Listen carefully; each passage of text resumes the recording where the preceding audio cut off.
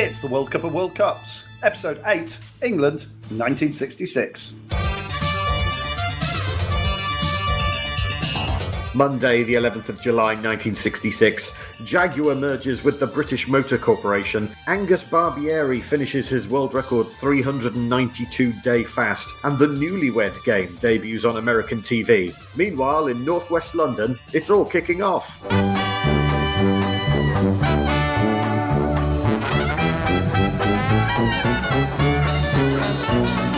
There's a football fella, you all know. It's swinging 60s London. Go out. Yeah, exactly. Do some LSD. Why do you think he was called that? Because he didn't have a nose.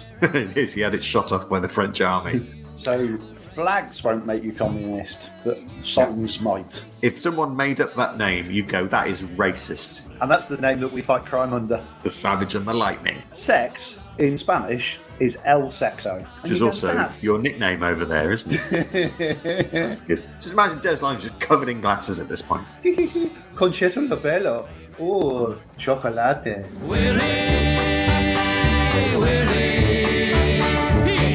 Hello and welcome to the World Cup of World Cups, Episode 8, England, 1966. My name is James Cook and I'm joined as always by Paul Savage. Hello, Paul. Hello. How are you? I'm very good, thank you. How are you? Do you like how I did that in my English voice?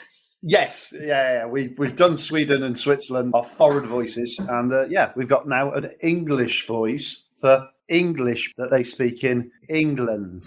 It's a very obscure bit of trivia here that the 1966 World Cup was actually held in England. We barely mention it. England, famously birthplace of Joey Essex and two of Queen, at least. I know because I've seen the stats that we have listeners all over the world, so they probably don't know how much the British media bangs on about 1966 all the time. Whenever, not only when England are playing in a World Cup or a major tournament, but whenever England are playing a game or being mentioned in any capacity. But before we get into the ridiculous jingoism that will no doubt ensue. I'm not against any ridiculous jingoism at all. I will be doing lots. I'll also be calling the Argentinians cheating bastards. It's going to be fine. All right, Gammon, calm down. The answer to the teaser from the last episode, when we said that in 1962, Vava became the first player to score in 2 World Cup finals, named the other 3 players to have done it. Paul, who were those players? I got no idea. Come on, who is it always? Pele. Pele is one.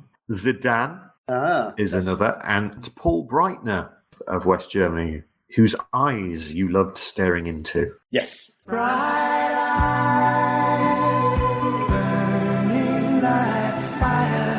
So 1966, 2 countries go up to host it, England and West Germany. And England win in a lovely piece of foreshadowing, almost Hitchcock-esque. Yeah, if that was written in a script, you'd be like, okay, that's a bit much. There are so many stories in the 1966 World Cup. Obviously, there's the story of England winning it, and we will talk about that, but so many more stories. We should start at the beginning on Sunday, 20th of March, 1966, at the Stanley Gibbons Stampex exhibition at Westminster Central Hall, because what happens there, Paul? That's where Pele gets his favourite stamp. No, what happens 4 months before the World Cup starts? They inflate the ball. They draw the line on Wembley that's a bit thicker. That only happened in 1966. Actually, that's not technically true, as we will come to find out. Somebody steals the Jules Rimet? That's right. The Jules Rimet trophy, which is on display, is stolen. Now, I don't want to go into too much detail because there is a brilliant podcast about the whole saga called Stealing Victory by the journalist Tom Pettifer, which I would recommend you listen to after you've listened to this. And that goes into great detail on it. So just generally speaking, the theft of the Jules Rimet trophy was not a well thought out plan. There was incompetence on all sides. There was a security lapse, a bit of opportunism, a ridiculous attempt at a shakedown. But the Jules Rimet trophy is missing, and everyone knows it is missing. And this is hugely embarrassing for not only the FA, but for the British government. And this is Harold Wilson's government, who are about to fight a general election. So they're like, this is making us a laughingstock. We have got to get this sorted as quick as possible. A lot of pressure on the police to get it sorted. The FA ask FIFA if they can make a replica of the trophy. And FIFA say, no, you can't. You'll be breaching our copyright. So the FA make it anyway. Yeah, better to be done for breach of copyright than for not having a World Cup at the World Cup. Almost exactly a week later, a bloke called David Corbett finds the Jules Rimet trophy wrapped in brown paper in a hedge outside his house. He also happens to have his dog Pickles with him. The media starts telling the story. Pickles the dog finds the World Cup. Yeah, because I've never heard David Corbett's name, but it is a classic of pub quiz. Pickles the dog. Oh, that's a standby answer. There is an unofficial blue plaque near where it was found. The unofficial ones tend to be much more interesting. David Corbett is awarded a £6,000 reward, which is enough to buy him a house in Surrey. Oh, man, that's probably worth the equivalent of £12 billion now. That house has something significant about it as well. So Pickles becomes a celebrity. He's And invited it goes to his head. It does. And It absolutely does. suddenly he's on drink and drugs fueled nights of debauchery around London's swinging Soho, hanging out with other members of the Animals. Oh, God. It's all a bit bewildering for Pickles, but for the suddenly world-famous Pooch, there's more glamour to follow. Yeah, he's invited to the World Cup banquet at the end of the tournament. He goes on Blue Peter. And he stars in the film The Spy with a Cold Nose alongside Eric Sykes and June Whitfield. So my question to you, Paul Savage, is can you link Pickles the dog to Kevin Bacon in 6 Moves or Less? Right, okay. So he's in a movie with June Whitfield and Eric Sykes. Eric Sykes was with Hattie Jakes in the sitcom Sykes. Okay. Hattie Jakes is in all Carry On films. Are you trying to think if Kevin Bacon was ever in a Carry On film now?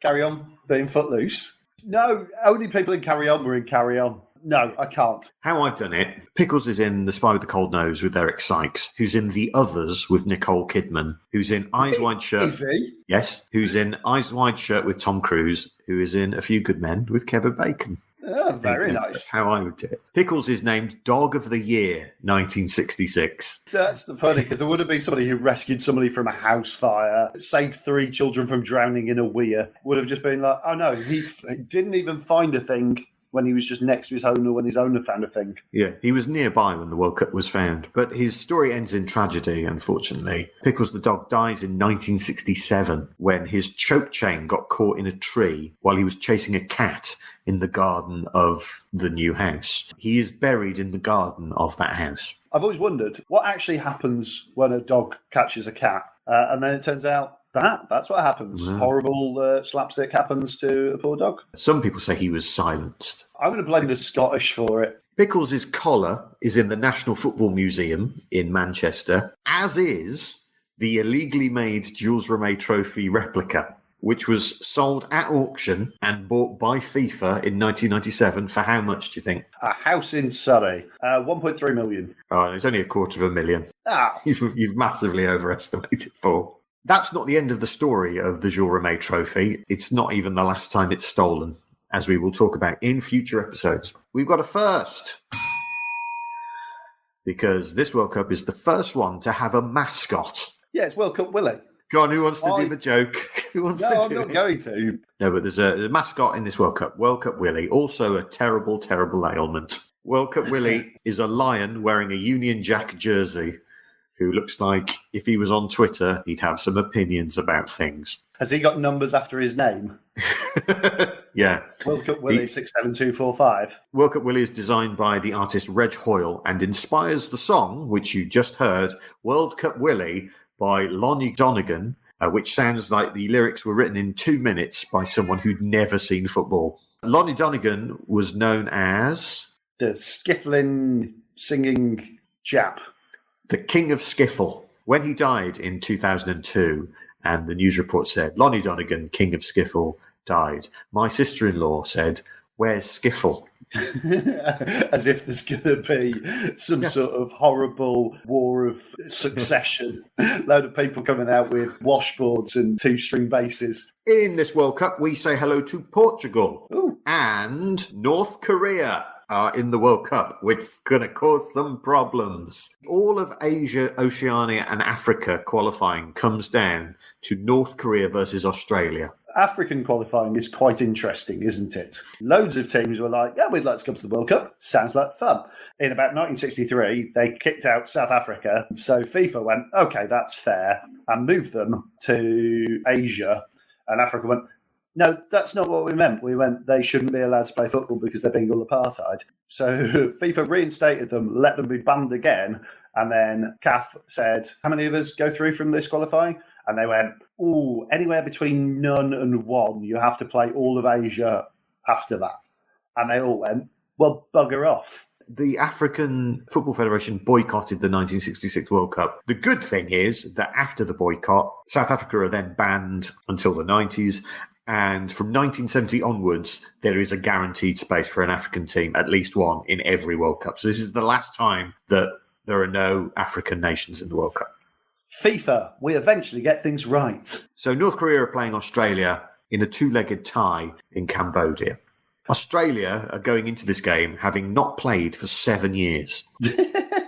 And all but one of their squad was an expat, mostly British. The North Koreans, on the other hand, had been training for 10 months for these games. You can overthink it. Do they overthink it, Paul? Do they? No, they win 9-2 on aggregate.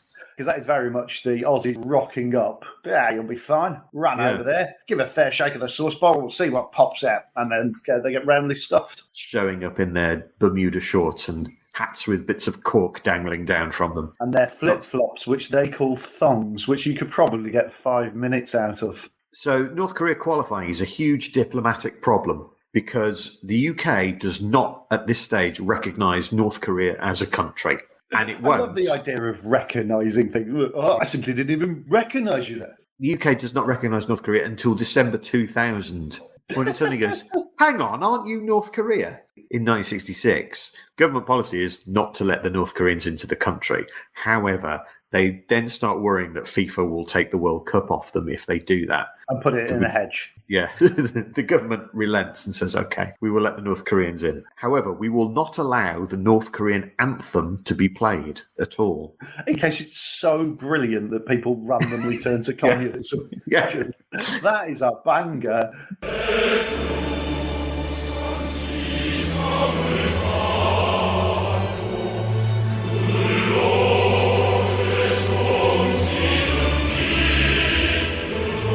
So how'd you get round playing the North Korean national anthem? You play Funky Town. I want to take me to Funky Town. It's 1966, it hasn't been written yet. Curses.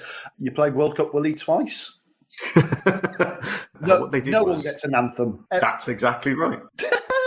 The only games that featured national anthems at the 1966 World Cup were the opening game between England and Uruguay and the final between England and West Germany. They were the only 4 anthems played in the entire World Cup because of North Korea. The government does, however, concede that the North Korean flag can be flown, which is a big deal. So flags won't make you communist, but songs might. But the thing is, seeing the flag up with all the other flags of the nations is a huge motivation for the North Korean players, as we will get into. Also missing out in this World Cup, the finalists from 1962 Czechoslovakia, they're knocked out by newbies Portugal in qualifying. Also the 4th place team from 1962, Yugoslavia, are not there. They're knocked out by France. And also missing are the other British nations. Northern Ireland, with George Best in the squad, are 13 minutes away from forcing a playoff before they draw with Albania and they're out. And Albania at that point had 0 points from 5 games and had scored only once, also against Northern Ireland. Wales lose all of their away qualifiers and are knocked out by the Soviet Union. And Scotland need to beat Italy away to qualify, and they lose 3-0. Also missing are the Copa America holders, who are Bolivia. What? It is the one time they are good, and they're not at the World Cup. Oh, how frustrating. England are seeded, along with Brazil, West Germany, and Italy, in the first televised draw from the Royal Garden Hotel in London, during which Sir Stanley Rouse calls Uruguay. In the opening match on July the 11th, England versus Uruguay So that's what they're called from now on. Also calls Argentina the Argentine. On July the 13th at Aston Villa, Spain will play the Argentine.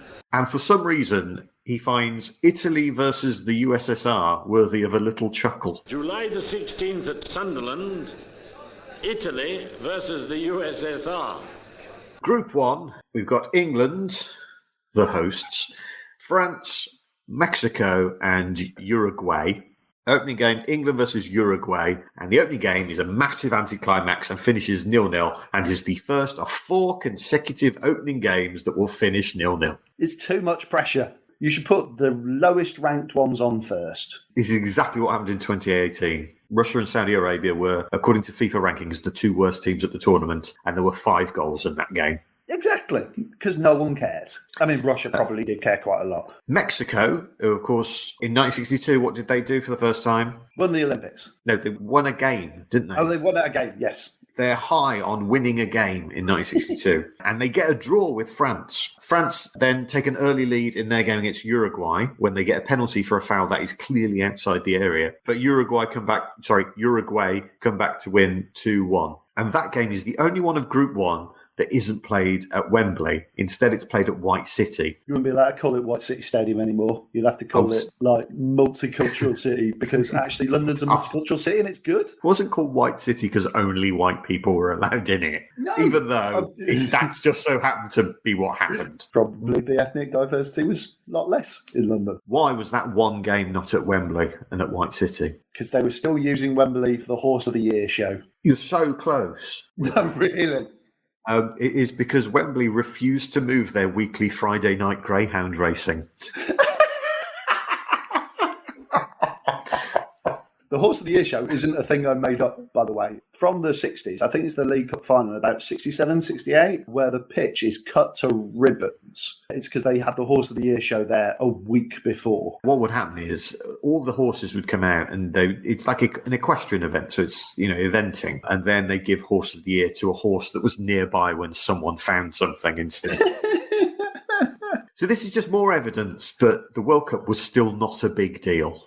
Yeah. Wembley were like, I don't care if it is the World Cup, we are racing dogs around. This is quite a late in the year event. Normally they're in May or June up until this point. And then the World Cup in 66 was in July because the BBC didn't have enough outside broadcast fans to also cover Wimbledon and the Open. And so they were just like, either you stick it later or we don't film a lot of games. And they went, we'll just stick it later. While we're talking about Wembley Stadium, and of course it's the old Wembley Stadium that's no longer there, known as the Empire Stadium, although no one called it that for reason. What was buried underneath the old Empire Stadium at Wembley? Pickles' grandfather. Do you not know the rumour? Because there's a load of rumours about gypsy curses on Derby County was supposed to never win the cup because of a gypsy curse on the baseball ground. So is it something like that? Did they put black cat's bones there to stave off curses? No, it was rumoured that there was a train buried under Wembley Stadium. Why? I don't know why, but that was the rumour. So when they dug it up in the noughties, they looked for it and there isn't one. There was not a train underneath Wembley Stadium. There was something though. Watkins Tower. Do you know what that is? No. Edward Watkin was an industrialist in the 19th century, and he wanted to build a tower like the Eiffel Tower, but bigger in northwest London. It was going to be 358 metres high. And so it never be seen from France, and we could just yeah. Because it's shaped like a middle finger. He only got as far as the first bit of the Eiffel Tower, just the legs, and then that first platform. Yeah, they only built that.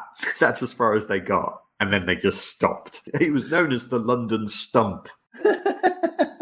Watkins' big table. So when they came to build Wembley Stadium, they knocked that down, but the foundations were still there underneath the stadium. Mm. Edward Watkin also tried to build the Channel Tunnel in 1881 and managed to get 2,000 yards.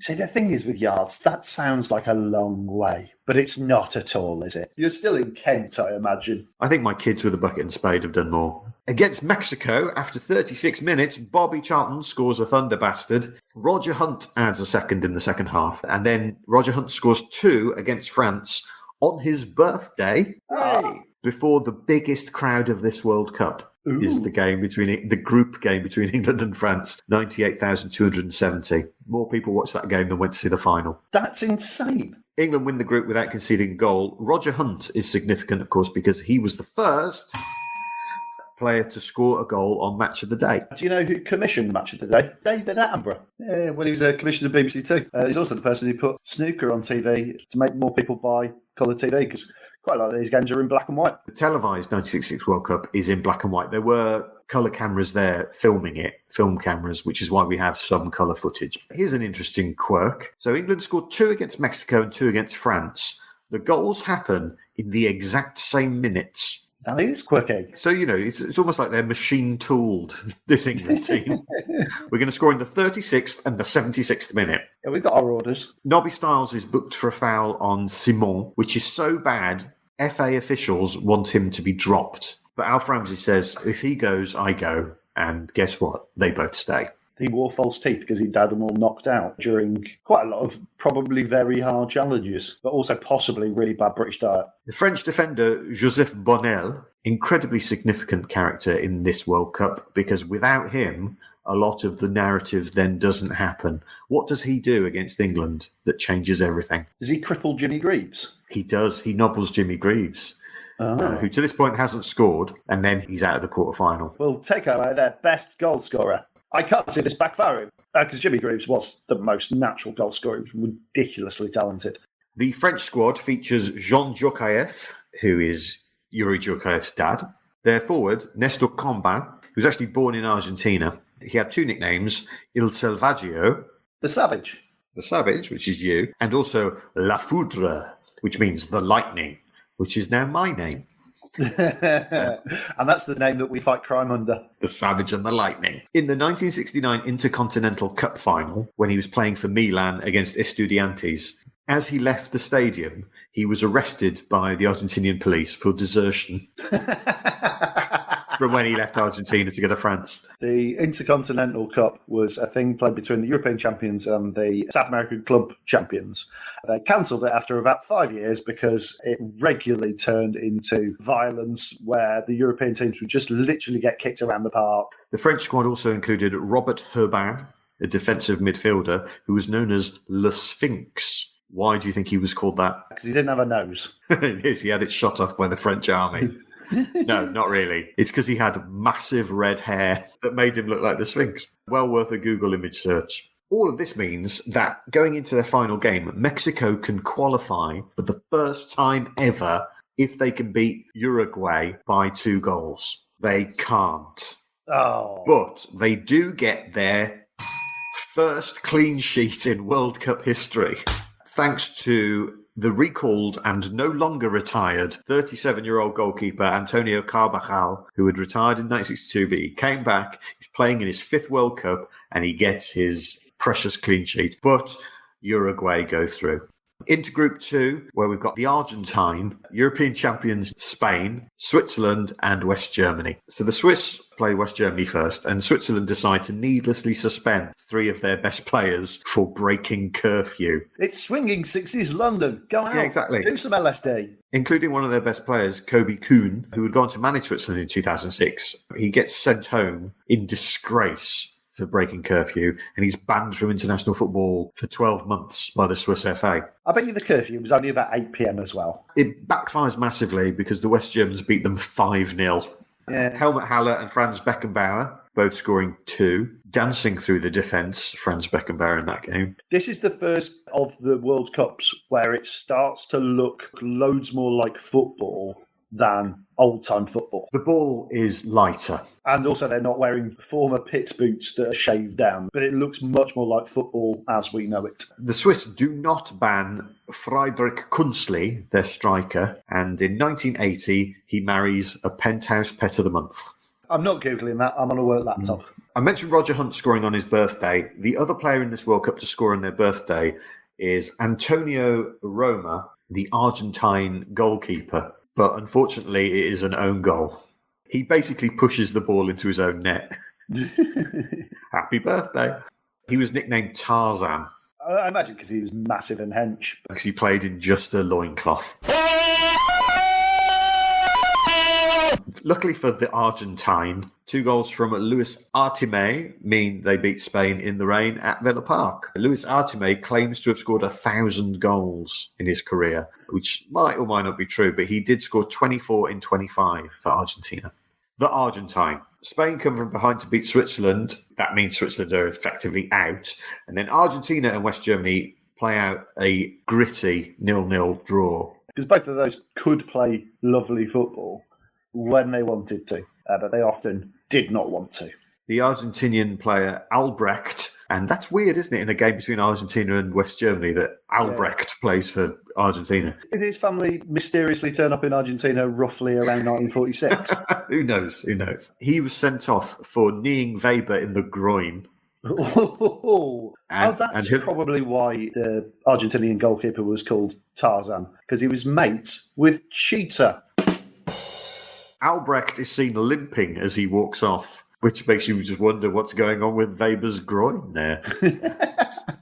After the game, Argentina are warned by FIFA for their bad behaviour. Despite that, they beat Switzerland and have qualified out of the groups for the first time since 1930. Going into the last game, Spain can knock out West Germany with a win, and they go into the lead. But what can't you do with the Germans? You don't give them Sedate and Lambda, you don't write them off. They come back to win 2-1, including a thunder bastard from a tight angle by Lothar Emmerich. That's in my little list that I have made of lovely goals so far. The Spanish squad includes Paco Gento, a winger who was nicknamed La Galerna del Cantabrico. The gallery owner of Cantabria. The Gale of the Cantabrian Sea. Right, the point about nicknames is they're supposed to be short. Oh, yeah. Is Terry coming? Oh, Tell. Yeah, that's shorter. It's Paco Gento coming. What? La Galerna del Cantabrico? Yeah, the Gale of the Cantabrian Sea. He has the best ever record in European Cup finals. Played in 8, won 6 of them. Presumably the majority of the 50s. That's correct. Second best record in European Cup finals, Paolo Maldini. Won 5 of 8. The Spanish goalkeeper, Jose Angel Iribar, nicknamed El Chopo, played for Bilbao, had his testimonial against West Brom for some reason. In December 1976, in a game against Real Sociedad, he carried the Basque flag into the centre circle. This was huge because it was the first public display of the flag since Franco died, and it was still technically illegal. I like it. In fact, he played once for the Basque national team. So nicknames in the Spanish squad, Amancio, their outside right, was nicknamed El Brujo, the magician. Luis Suarez, not that one, the one who played for Spain in the 60s, who won the Ballon d'Or in 1964. And was the world's most expensive footballer for a time, which is also a lovely little pub quiz question. When was Luis Suarez the world's most expensive footballer? 1961. He was known as El Arquitecto. What I love about Spanish is every so often they give up and they'll just stick O on the end of a word, like what racist English people think Spanish is. Right? Yeah. Sex in Spanish genuinely is El Sexo. Which is also your nickname over there, isn't it? That's good. El Sexo Anglés. Spain's third choice goalkeeper, and I'm obsessed with third choice goalkeepers now, having done the research for this podcast, is Miguel Reyna. Oh, Pepe Reina's dad. In 1970, he'd only play away games for Barcelona because he got booed by his own fans.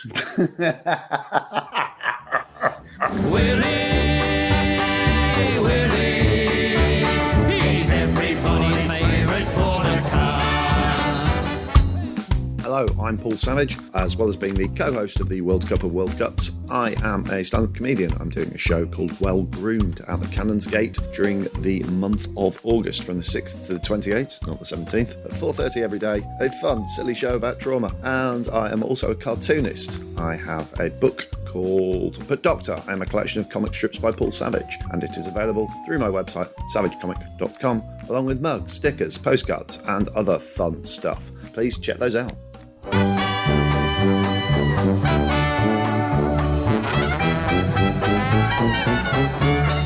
In Group 3, we've got the holders, Brazil. We've got the Olympic champions, Hungary. And we've got Bulgaria and the newbies, Portugal. Pelé scores the first goal of this World Cup with a free kick as Brazil beat Bulgaria 2-0. Garrincha scores a better one in the same The game. Garrincha goal is lovely. I did an involuntary intake of breath. I went, oh, when I saw that. It is Brazil's 13th consecutive World Cup game without defeat, which is still a record. However, that win comes at a cost because Pelé is kicked to bits by the Bulgarian defence and is rested for the next game, which backfires because Hungary then beat them 3-1. By the way, that Hungarian kit, the white with the Hungarian flag across the middle of stripes and on the top, is absolutely lovely. If I didn't have moral problems with wearing Hungarian kits, I'd be looking that up and going, I'll have one of those. But, you Also know. lovely, the goal that Farkas scores. After he retires, he becomes a gastronomer. Obviously, I know a gastronomer is food,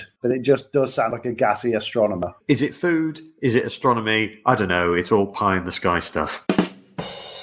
Brazil's goal in that game is another free kick. It's the only way they score in this World Cup. It is also the first time that Garrincha has lost an international game, and he never plays for Brazil again. Oh, wow. So they're just like, oh, it turns out you weren't lucky. It was like someone said to him, do you want to play for Brazil? He went, well, yeah, but if we lose, I'm going to stop. And it just took ages. The debutants, Portugal, have beaten Hungary and Bulgaria 3-1 and 3-0. The game against Bulgaria includes an amazing diving header own goal by Ivan Vutsov, who'd gone to manage Bulgaria in 1986. So then Portugal play Brazil. Pelé is back in the team, but not for long. He gets kicked out of the game and then vows to never play in a World Cup ever again. And rightly so. That's the end of Pelé. We will never hear of him again. The challenges in that game are horrible. There should have been cards flying around all over. Obviously, cards weren't invented at this point, but, still could send people off. But things that happen in this World Cup directly lead to cards being invented. Brazil make 9 changes for the game, but it does no good. Eusebio scores 2 as Portugal win 3-1. His second goal makes David Coleman say, Eusebio. Oh, my word! Have you ever seen anything like that? which means Brazil can still qualify if Bulgaria beat Hungary by 2. Despite taking an early lead, they can't, and Hungary go on to win 3-1, including another own goal by a Bulgarian. There's a lot of tragedy in the Bulgarian squad.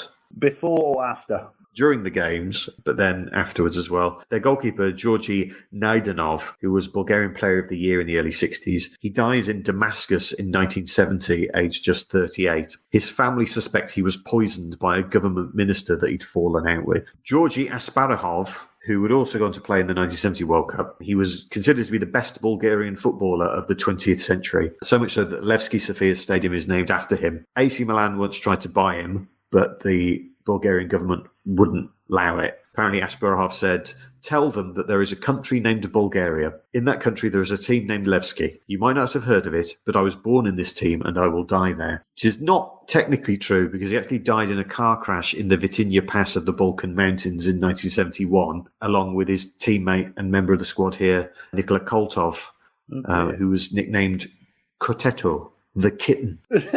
Are you laughing about a kitten dying? I love the idea of a man called Kitten. Brazil are out. Their squad featured Edu, not that one, who was 16 years, 339 days at the start of the tournament and is the youngest ever player to be called up to a World Cup, but he didn't play. Their goalkeeper, Manga, big eyes and dressed as a schoolgirl for some reason, in his Wikipedia picture is wearing a sombrero.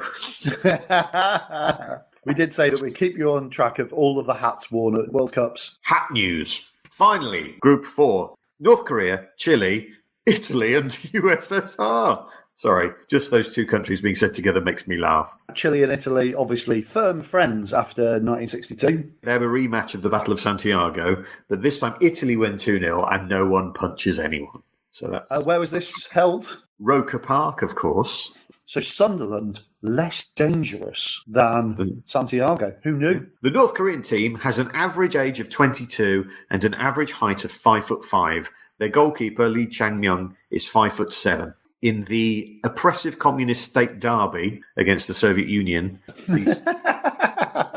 the Soviets win 3-0. It's happening at Ayresome Park in Middlesbrough. And the Middlesbrough locals start getting behind the North Korean team because the Soviets are bigger than them and are bullying them all over. Holy man, get off that little man. Oh, come Yeah. on, man. From Jamaica for some reason. Middlesbrough had just been relegated to what was then Division 3, so the whole town just decides to get behind the underdog. Oh. So when they play Chile, everyone's there to support North Korea. Chile get a penalty in the first half, but with 2 minutes to go, Park Sung-jin equalises, becoming the first Asian goal scorer at a World Cup. It's only taken till the 8th edition of a World Cup. So the game finishes 1-1. At full time, a British sailor in full uniform runs onto the pitch and hugs the Koreans. There is footage of this. They're really entertained us here tonight. And the Navy has come in to wish them well. And did that cause an international incident? No. So then it's on to the funniest game of all time, according to Stanley Rouse, as Italy played the Soviet Union. The Soviet Unions win 1-0. Nothing funny happens. He was wrong to laugh. And that means all the Italians need is a draw against North Korea to qualify. They send assistant manager Ferruccio Valcareggi on a scouting mission, and he comes back and says that North Korea play like una comica di Ridolini. Ridolini was a silent movie comedian. So he's basically saying the North Koreans play like a slapstick old film, which is weird because none of them have a little moustache or a bowler hat. How many of them are hanging off the back of clock towers or whatever? But it doesn't start well for the Italians. After half an hour, they lose their captain Bulgarelli to injury and have to carry on playing with 10 men. This is the last World Cup before substitutions come in, by the way. 3 minutes before half-time, Pak Du-ik scores a famous goal, and then Italy just can't score, which means it is a first victory for an Asian nation at a World Cup. Well done, lads. In the garden of one of the houses where Ayresome Park used to be, there are cast iron stud marks in the ground in the exact position of Pak Du-ik's feet when he scored. Oh, yes, please. Chile just need to win against the Soviet Union to get through. The Soviets sent out their B team, but a double from debutant Purkayan means North Korea are in the quarterfinals, which means they are also the first Asian team to get out of the groups. So Italy don't get through their group. Nope, Italy are going home. Yeah. On their return home, they are pelted with tomatoes at the airport. For good or bad reasons. Well, those are gifts. Pelted with tomatoes, they throw some balsamic, a little bit of basil.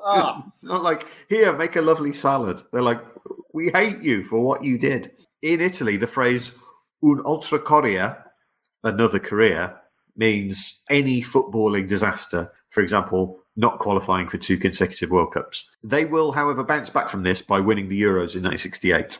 I want to talk about their 2 sub-goalkeepers. Please do. Favourite name at the World Cup 1966? Italy's sub-goalkeeper, Pierluigi Pizzabola. If someone made up that name, you'd go, that is racist. The other Italian sub-goalkeeper, Roberto Anzolin, is nicknamed La Zanzara, the Mosquito, which goes quite nicely with his teammate, Gigi Moroni, the winger, who was known as La Farfalla Granata. From The granite pasta, the bow tie. the maroon butterfly. He was also nicknamed Beatnik del Goal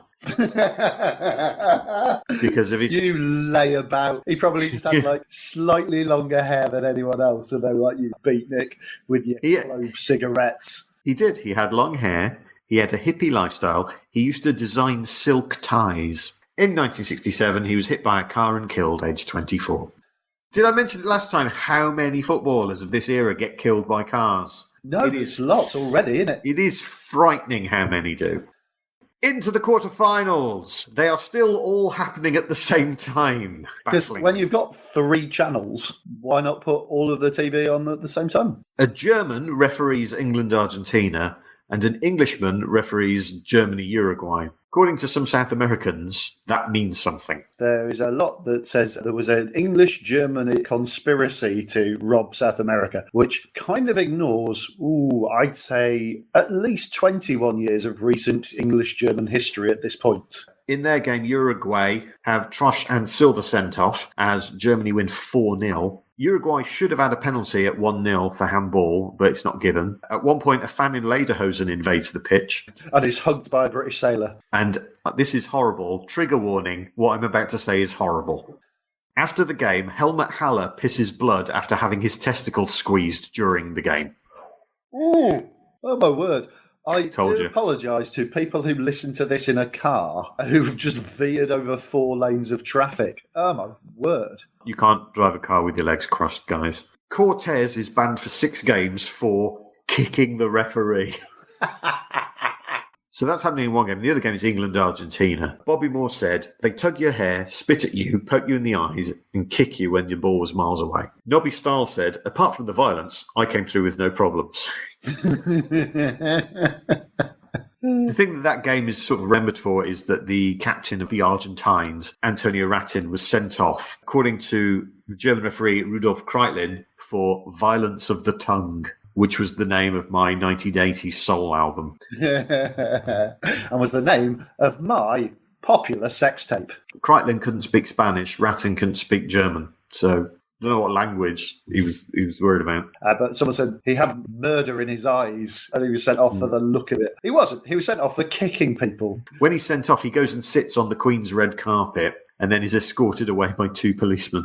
He also, because the corner flags are British flags for some reason, and he has a little tug at it. It's known in Argentina as the robbery of the century, El Robo de Siglo. I don't think it is. I don't think you were robbed when you cheated and then lost. In the bizarre twist of fate, Ratin ended up working as a scout for Sheffield United in 1978 and tried to get them to sign Maradona. You know the old butterfly effect, going and changing time. If you could make Maradona go to Sheffield United in 1978, after you go back, you kill Hitler. Maybe do that next. Yeah, he's got to do it on a wet Wednesday in Sheffield, otherwise he's nothing. Also in this game, Jack Charlton was booked, but didn't realise it until he read it in the next day's paper. That leads to the development of red and yellow cards by Ken Aston's wife, Hilda. When Jeff Hurst scores with 13 minutes to go, a young boy runs on the pitch and is clipped round the ear by Oscar Mas, the Argentinian forward, who in 2009 was convicted of fraud. At the end of the game, Alf Ramsey stops George Cohen from swapping shirts with Gonzalez. It's quite a famous picture. Yeah, and then he calls them animals in the press. Yes, Ramsey notoriously had some views about people not born in England. Gonzalez is not allowed to swap shirts with Cohen. He just wanders off and swaps shirts with Wilson instead. In a bit of a shock, the Soviets beat Hungary 2-1, so Hungary are out. Zoltan Varga, their midfielder, gets banned from football for taking bribes, but during the ban, he plays for Aberdeen. It's because Scottish football is not football. It doesn't count if it's Aberdeen. Also, 2 of their squad go on to be Hungarian MPs. Istvan Getci, their goalkeeper, becomes one in the late 80s, and Matej Fenivezi, their forward, not only becomes an MP for the Smallholders Party, but is also a qualified vet. The last quarterfinal, then, the Italians were so confident of getting to the quarterfinals that they had booked a Roman Catholic retreat to stay in Liverpool. Oh. Obviously, they're not going to the quarterfinals. North Korea, however, have nowhere to go and stay, so they take over the booking. That's right. Atheist communists, North Korea, are now staying with a bunch of priests and nuns in a Roman Catholic retreat in Liverpool, surrounded by religious paraphernalia, which apparently completely freaks them out. Right, lads, I don't know what this guy was talking about. He got some very strong opinions about this carpenter that he's telling me about. The other thing that completely freaks them out is that they're all given single rooms, which they're just not used to. They're used to sleeping in sort of a big dormitory, and so none of them are sleeping, really. They're just having an absolute nightmare there. But despite that, after 25 minutes of their game against Portugal at Goodison Park, North Korea are 3-0 up, including a goal after 55 seconds. 3,000 Middlesbrough fans have made the trip to Liverpool to go and watch them.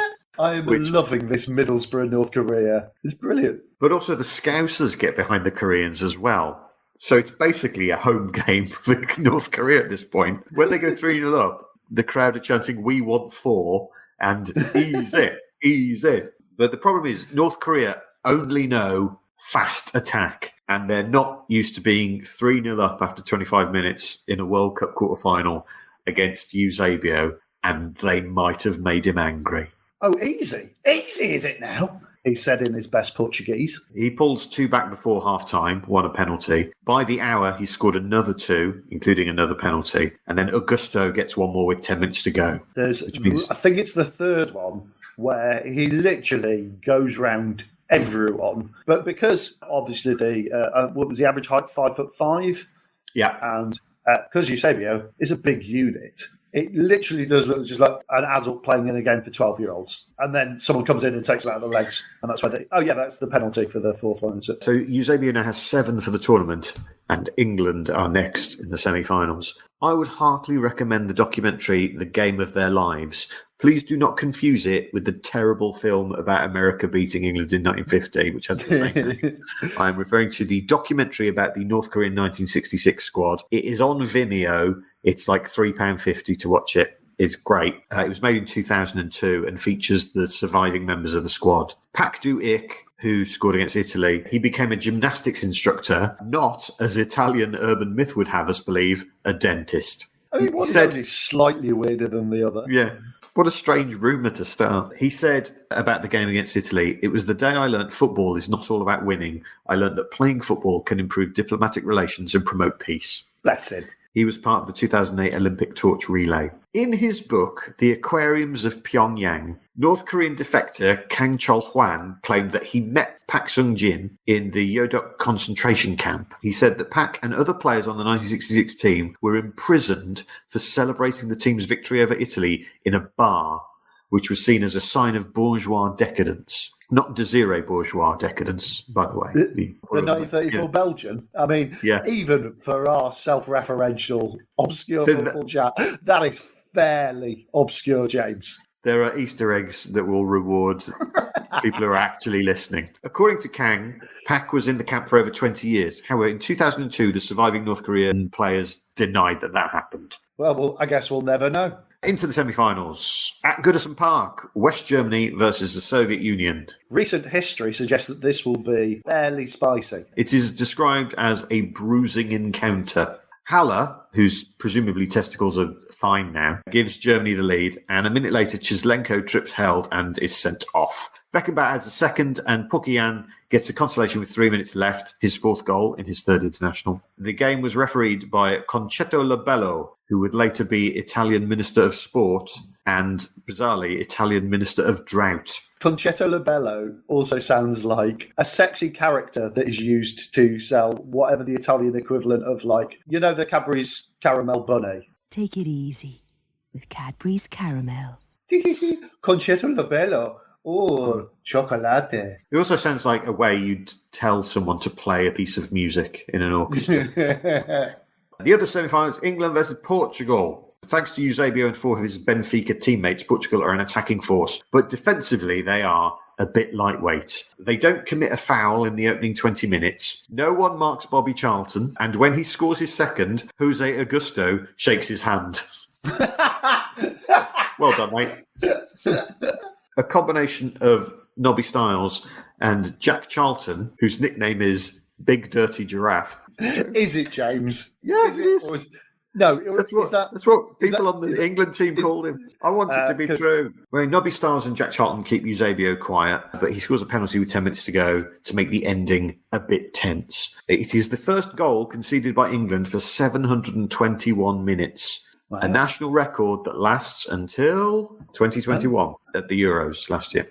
Gordon Banks pulls off an amazing save in the last minute, and England are in the final. Before we get to that, of course, there's the third place playoff, and it's widely regarded to be the dullest of all time. Portugal win 2-1. Eusebio scores another penalty, which brings his total to 9. It is also the last international game for the Soviet goalkeeper Lev Yashin. He was nicknamed the Black Spider or the Black Panther because he used to play wearing very dark blue. Couldn't get proper black in those days. He's the only player to ever win the Ballon d'Or whilst playing as a goalkeeper. In 1963, he was voted the best goalkeeper of the 20th century in the FIFA Dream Team, FIFA World Cup All-Time Team, and the World Team of the 20th Century, and the Ballon d'Or Dream Team. But let's face it, he was the only goalkeeper they could choose. He apparently saved over 150 penalties in his career. Is he one that also played ice hockey? Yes, he played for Dynamo Moscow football team and the Dynamo Moscow ice hockey team. When he was 12, he was working in a factory. When he was 18, he had a nervous breakdown. Speaking of footballers working in factories when they were a teenager, Dixie Dean used to work in a factory as a night watchman and claimed that one bit of his job made him really good at football. What was it, James? Just, I don't know, like a concentration thing maybe. If you're a night watchman, you've got to be alert all the time, walking slowly around with keys in your pocket. I don't know. No, he claimed it was kicking rats. There you go, kids, if you want to be a footballer. Lev Yashin lost a leg in 1986 to illness. He died in 1990 when he was given a state funeral. There are songs, poems, and a biopic about him. The biopic is called Lev Yashin, Goalie of My Dreams. It has a rating of 6.3 on the IMDb. Dynamo Moscow play at the Lev Yashin Stadium. I've got some Lev Yashin quotes here. He said, "What kind of goalkeeper is the one who is not tormented by the goal he has allowed? He must be tormented, and if he is calm, that means the end. No matter what he had in the past, he has no future." And he also said, "The joy of seeing Yuri Gagarin flying in space is only superseded by the joy of a good penalty save." Oh, yeah, it was fine you going into space. But do you remember when I tipped one round the post? Their squad also featured the defender Viktor Getmanov, who I think should have become a fourth official. Anatoly Banishevsky, who was voted Azerbaijan's best ever player. Number one in a series of one. Sorry, that's very rude to any other Azerbaijan players who I've obviously missed out on. I do apologise for. Well, the stadium isn't named after him in Baku. We'll get to who that's named after in a moment. Banishevsky, in later life, he was suffering from alcoholism and memory loss, and he was homeless, basically, in the early 90s. He was rescued by a woman who would marry him and care for him. Ah, which is kind of a happy ending. Eventually-ish. Not so happy for Valery Voronin, their midfielder. In 1984, he was murdered, and that murder has never been solved. Okay, well, that's what we're doing next week. No 1970 World Cup. We're solving Valery Voronin's murder. That's our true crime podcast coming soon. We're doing a spin-off. We know where the money is. It's not weak jokes about old footballers. Let's talk about Eusebio. He's the top scorer in this World Cup. He scored 9 goals. He was born in Mozambique. Yes, that's right. In a year when all African teams boycotted the World Cup, the top scorer was born in Africa. He's the second African-born top scorer in a World Cup after Just Fontaine in 1958. He scored 733 goals in 745 matches. He was fairly good. Yes, he was a good footballer. He scored 41 in 64 for Portugal. He was nicknamed Black Panther, Black Pearl, or The King. He won the Ballon d'Or in 1965. Depending on which poll you believe, he's somewhere between the 7th and 10th best player of all time. Alfredo When you say poll, you mean as in list? Survey. It's not just like someone called Vladivar or Stanislav. We haven't asked Robert Lewandowski. It's just, if you look at all the lists that have been made of the best players of all time, he's there. He's not in the top 5 or 6, but he's there in the top 10 in all of them. Alfredo Di Stefano said he was the best player of all time. Eusebio. He's not Polish, so we're not asking him. Eusebio was mixed race. I didn't know that. Yep. He could allegedly run 100 metres in less than 11 seconds. In boots as well. When Benfica were trying to sign him, because they were scared of being gazumped by Sporting Lisbon, they gave Eusebio the code name Ruth Maloso and made him wait in a hotel in Lagos. We have to hide you under a pseudonym so that Sporting Lisbon don't buy you. In a country that you're not from and we're not from. It's the last place they'll look. Apparently he was a thoroughly decent chap. In the 1968 European Cup final, playing against Manchester United, Alex Stepney saves from him in the last minute and Eusebio applauds the save. I like this sort of cheering on opponents. He'd go on to play in the North American Soccer League. Do you want to know some of the teams he played for in that? Absolutely, yes. The North American Soccer League is mad. He played for the Boston Minutemen, the Toronto Metros Croatia, the Las Vegas Quicksilvers, and the Buffalo Stallions. Toronto Metro Croatia, because we're not just Croatia in a city, Toronto. We're also the metro area. He scored 4 penalties in the World Cup, which is still a record. Harry Kane scored 3 in 2018. He won Overseas Sports Personality of the Year in 1966 and had a waxwork at Madame Tussauds in London. When he died in 2014, the Portuguese government declared 3 days of national mourning. His coffin was carried around Estadio da Luz, and in Benfica's next game against Porto, all the Benfica players wore the name Eusebio on their shirts. which was probably fairly confusing. The road that the Stadio de Luz is on is called Avenida Eusebio. There were other players born in Mozambique in the Portugal squad. Their captain, Mario Coluna, who I've written here, looks a bit like Lando Calrissian. You got a lot of guts coming here after what you pulled. He was nicknamed O Monstro Sagrado, the sacred monster. That's a great name. He scored in 2 European Cup finals, and at his testimonial in 1970, Jeff Hurst, Bobby Moore, Uwe Seeler, Luis Suarez and Johan Cruyff all played. Oh, nice. He would go on to be the head of the Mozambique FA and Minister of Sport in the late 90s. And their defender, Vicente, who was also born in Mozambique, who Pele said was the best defender he ever played against. We're building a team of those. These are the teams that we're trying to build. We're going to build a team of alcoholics, a team of teetotalers, a team of the best people that Pele ever played against, and a team entirely comprised of people called the Golden Bit. Interestingly, for Mozambique, a former Portuguese colony, that Portugal is not in the top 3 biggest Portuguese-speaking countries. Good fact. Also in the Portuguese squad, their goalkeeper, Jose Pereira, was nicknamed Passaro Azul, Bluebird. Their defender, Germano de Figueiredo, was ranked 53 in UEFA's 50 best players of the last 50 years. I've no idea how. You can just claim it. His namesake, Ernesto Figueiredo, who's an unused striker, who was nicknamed Altafini of Canache. Altafini after the Brazilian-Italian player Altafino, who was nicknamed Mazzola after an Italian player. Just a massive chain of people nicknamed after each other. Yes, if we can get like 6 degrees of Kevin Bacon. Their winger, Simoes, who was the youngest player to play in a European Cup final in 1962. He was 18. He would go on to play for loads of teams in the NASL as well. Do you want to know who he played for? Yes. He played for the San Jose Earthquakes, the New Jersey Americans. A, they're not, and B, you're not trying. Dallas Tornado, Detroit Lightning, Kansas City Comets. These are all named after things that would basically kill you. And the Chicago Horizon. He'd go on to manage the Phoenix Inferno and the Austin Sockadillos. Which I think is a cross between soccer and armadillos. Jose Augusto, their forward, was known as the Portuguese Garincha, and Jose Torres, their other forward, was known as Obon Gigante, the kind giant. I want him to be friends with a small boy. Come on, you can do it. Yay. He would manage Portugal the next time they qualified for a World Cup in 1986, and he liked pigeon racing. Pigeon racing was, in the 1960s, England's most participated in sport. What if you don't count the birds? No, people doing it, having lofts and such. I remember it being a big thing when I was a kid. Still. What, in the 60s? How old are you? No. But like all of the old people who were my grandparents and assorted aunties that aren't really your auntie, they all had pigeon lofts, and then no one has them anymore. Yeah, because they're rats with wings, as we have established. He's everybody's favorite border car. Hey, have you ever played a board game? You have? Then you'll love my book, 101 Board Games to Play Before You Die. I look at the board games that we've loved, hated, and thrown across the room in a fit of rage. I'll tell you which classic games are not worth the time and emotional torment, and which games you should be playing instead, as well as giving you advice on how to make your dinner parties more tolerable and how to pimp your Scrabble. The perfect gift for your nerdy friend, it's available from 101boardgames.com. That's 101boardgames.com.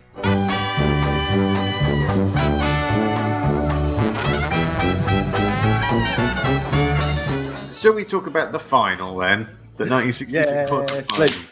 The most talked about 120 minutes of football in English history. What do you know of it? England played in red, despite being the home team. Because that's not how it works at the World Cup. Usually it alternates when countries play each other a lot in World Cups. In 1970, Germany wear green. And then England go one down to Haller, is it, I believe? Yeah, Haller scores his 6th goal of the World Cup after 12 minutes after Ray Wilson fluffs a clearance.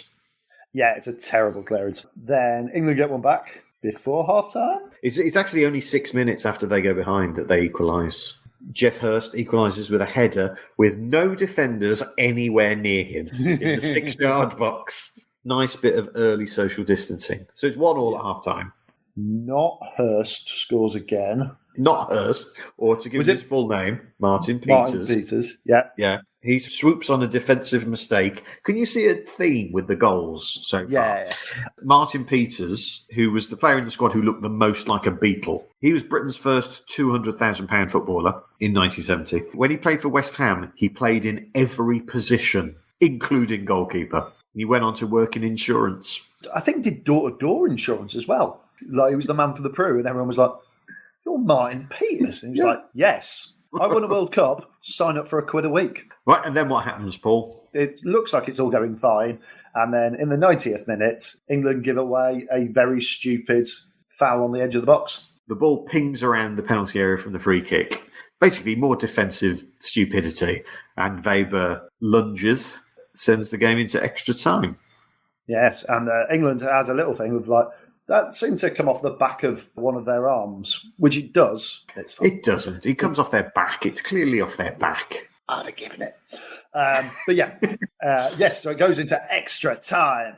Alf Ramsey won't let the England players lie down on the pitch at full time. He says to the England players, he points at the Germans and says, "Look at them, they're finished. They're flat out on their backs. You've won it once, now you'll have to go out there and win it again." And the brilliant thing is that eating halftime oranges, I didn't think it was still a thing. Kind of thing you'd only see in comics, isn't it? Also, everyone in the crowd is wearing a suit. There's about 4 people who are wearing T-shirts. And there's quite a lot of British flags, which I was intrigued by. Yes, it's the Union Jack, the Union flag, because it's not at sea. In extra time, Jeff Hurst has a shot that hits the underside of the bar. It bounces on the line and comes out. Instead of heading it in, Roger Hunt starts appealing for the goal.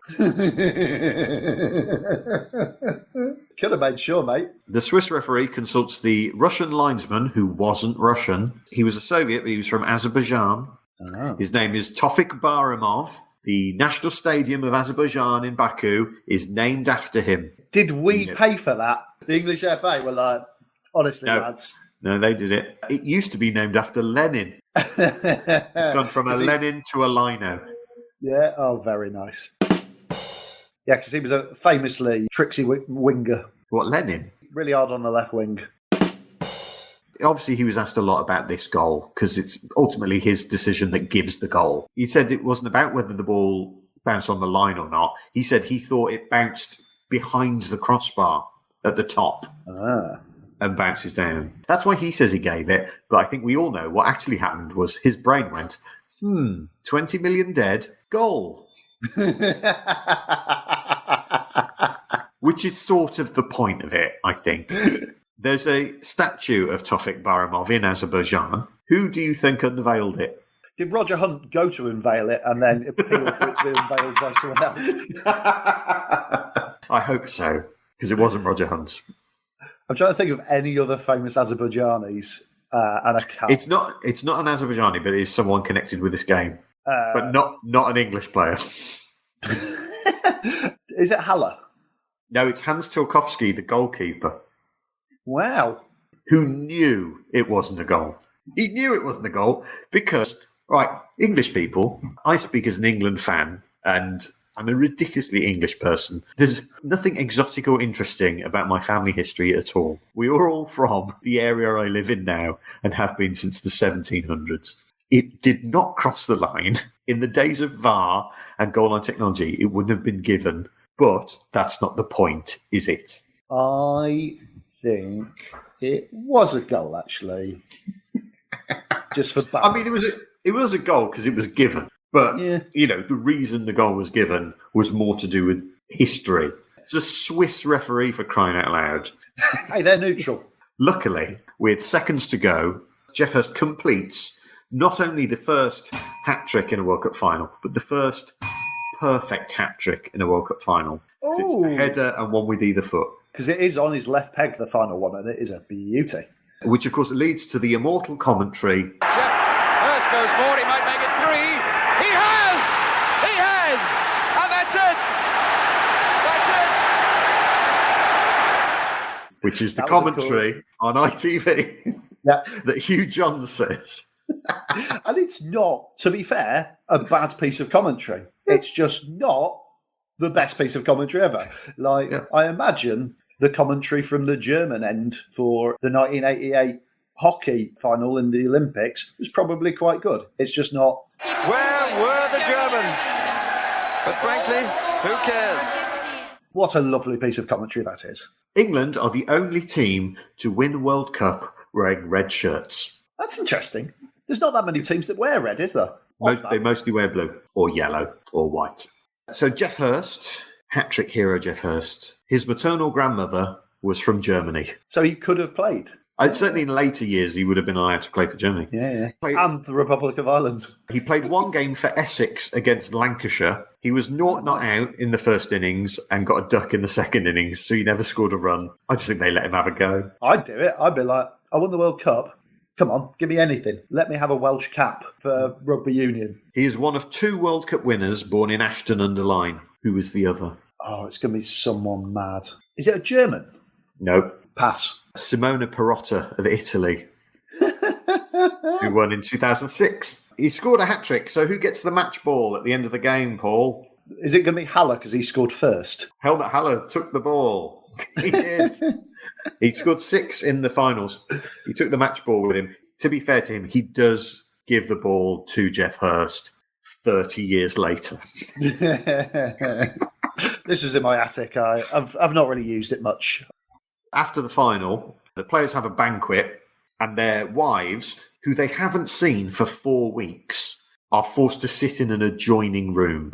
Oh my God. I thought you were going to say, like, their wives that they've not seen for 4 weeks. So they just have what can only be described as a bacchanalian excess of buffet all over the table. It was the swinging 60s, Paul. Exactly. I was going to say some very libelous things there, and I decided not to pick specific players that would have... Yeah. I mean, we can cut this bit. Which players do you reckon would have gone with each other's wives? But it's just an example of the FA being horrible and needlessly cruel. Yeah, and it's men in suits. Just weird. Weird people. Alf Ramsey says the players can leave early, and they're like, yeah, see ya, and they're out of there. The bonus they get for winning the World Cup is £1,000 each, which is 6 times less than Dave Corbett got for finding the World Cup in a hedge. So the West German goalkeeper Hans Tilkowski, who we mentioned there, he's the first choice goalkeeper for Germany in this World Cup. He was supposed to be first choice in 1962, but the day before their first game, he was dropped. But Hans took that on board, took that criticism on board, and trashed up his hotel room in anger, and then and didn't play for West Germany for another 2 years while he calmed down. Angry young man. Right, let's go through some of the England World Cup heroes. Coached by Alf Ramsey, there are statues of him outside Portman Road and inside the tunnel at Wembley. He had a scar on his lip that he got from boxing. Oh, really? When he was 10. So you wanna be a boxer in the golden ring. Ramsey took Ipswich from the 3rd tier to national champions in 7 seasons. In 1963, he said that England would win the World Cup. And he was right. He is the first football manager to be knighted. In the Euros semi-final in 1968, Alan Mullery kicked a Yugoslav in the groin and becomes the first England player to be sent off. And Alf Ramsey said, I'm glad somebody retaliated against those bastards and paid Mullery's fine for him. Alf Ramsey weirdly had a very posh voice for someone from Dagenham. I've not heard his voice. Instead of using wingers or players because they played in a certain position, utilise the best players that I had available. Weird. Hello, I'm from Dagenham. I was a footballer from Dagenham, and this is how I speak for some reason. He would lie about his age, saying he was 2 years younger than he was, including in Who's Who. I was Spradley, 46. Of course, Gordon Banks was the goalkeeper, voted second best goalkeeper of the 20th century after Lev Yashin, lost the sight in his right eye in a car crash in 1972, trying to overtake on a sharp bend, but would come back to play for the Fort Lauderdale Strikers. His dad ran an illegal betting shop. Do you know who also ran an illegal betting shop? Who? My granddad. And it turns out it was basically Peaky Blinders of the East Midlands. He was, during the war, was a man who could find things. He was Morgan Freeman in Shawshank Redemption. I'm known to locate certain things from time to time. On his debut in the Yorkshire League for Raw Marsh Welfare, his team lost 12-2. He would only lose 9 out of 73 games for England. There's a statue of him outside the Britannia Stadium that was unveiled by... Lev Yashin. Pele. Oh, right, okay. Who called him A goalkeeper with magic. The pallbearers at his funeral were the goalkeepers at the time of his former clubs. So it's Joe Anion, Jack Butland, Joe Hart and Kasper Schmeichel. That's really sweet. That is sweet. Who is Gordon Banks' nephew? This could be my favourite fact in this episode. I don't know. Hit me. The drummer in Pulp.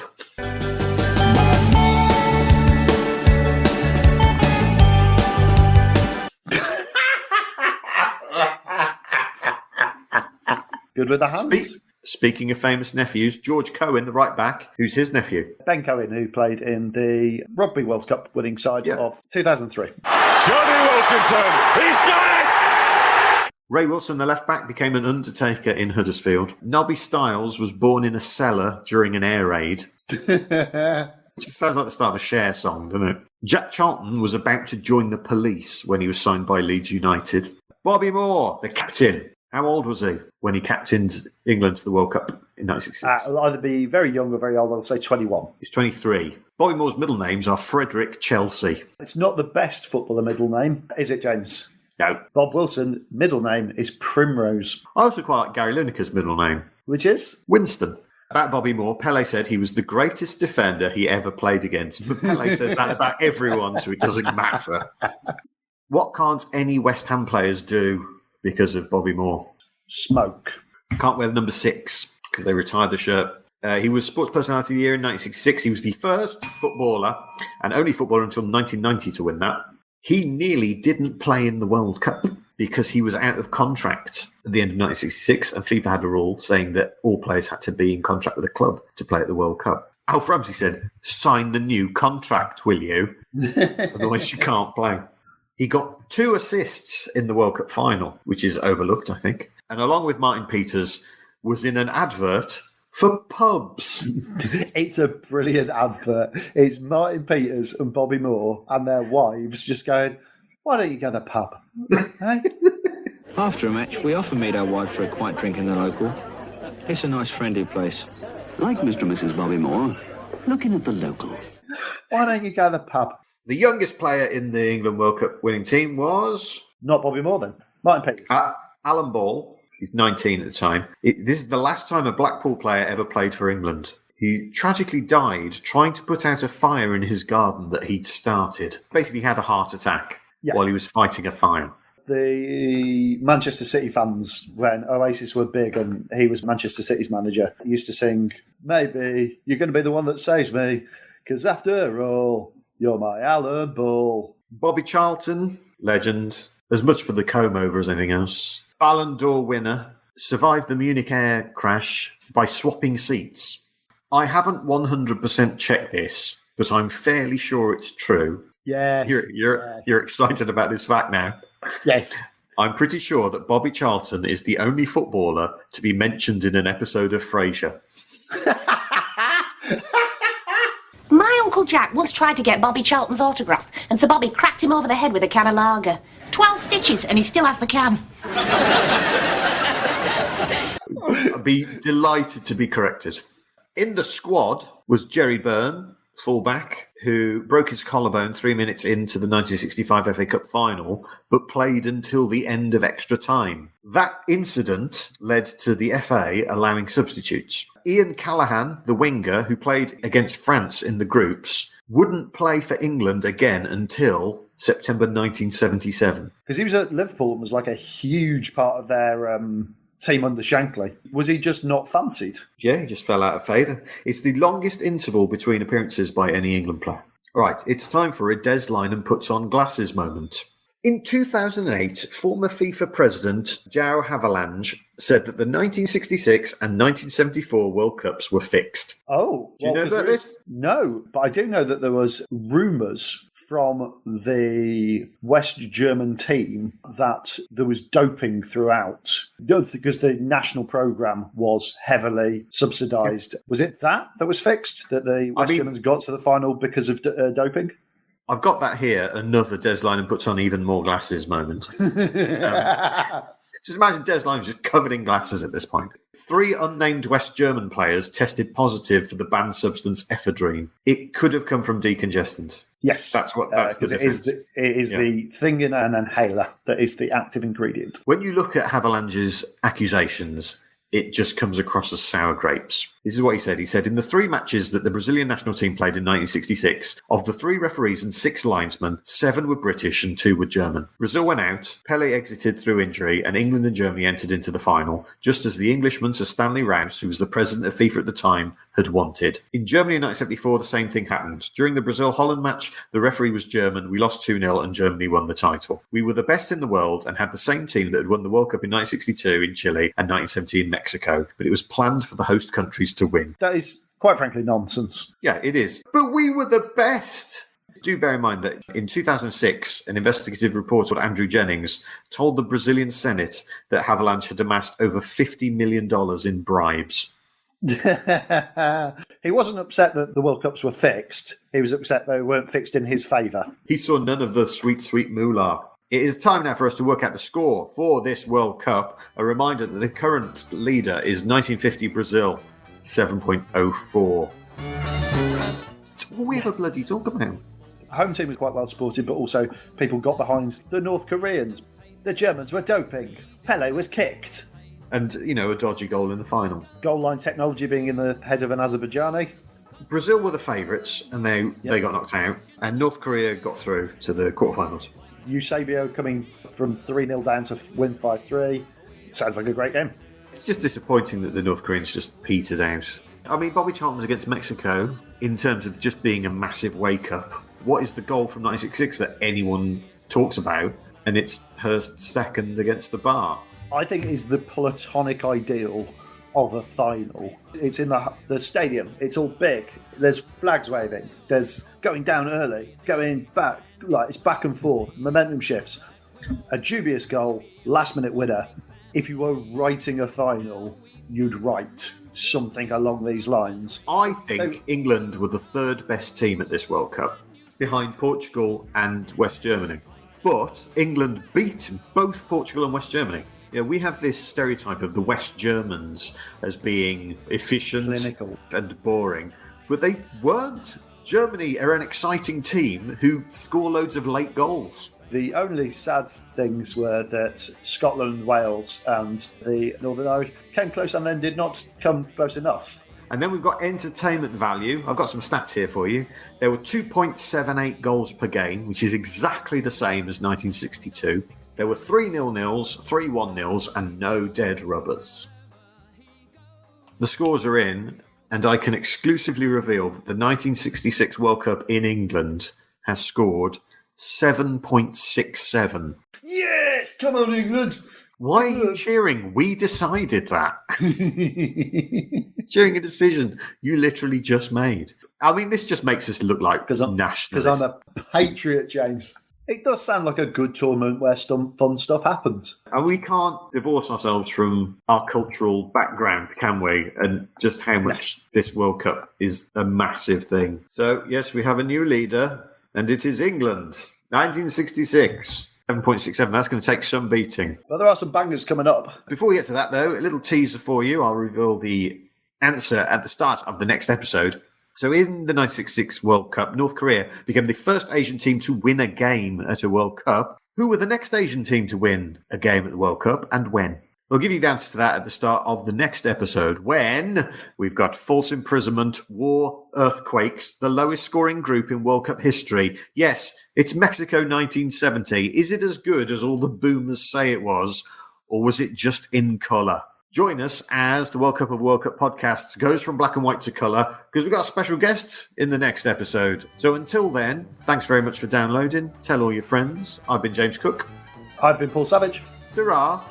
Bye. There's a football fella, you all know his name, and the papers tell us he's in the Hall of Fame.